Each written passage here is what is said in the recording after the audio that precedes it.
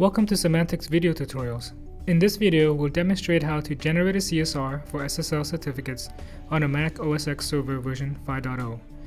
To generate the CSR, we begin by launching the server app.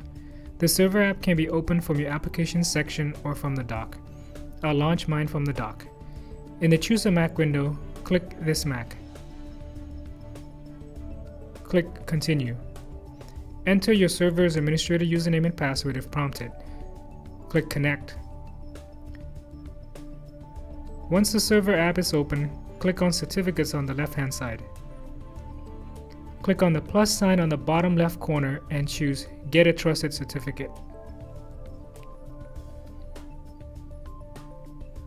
Click Next on the Get a Trusted Certificate dialog box. Select the hostname on the drop-down for your SSL certificate. Enter in your email address. Company or organization is your legally registered organization or business. Department can be any department within your organization. It will be shown in the OU field of the issued certificate. Town or city, enter the town or city where your organization is located. This will be shown as the locality in your issued certificate. State or province must be completely spelled out. Do not abbreviate this field. Once all the fields are filled out, click Next. Your CSR has been generated. You can either copy it or save it to your computer.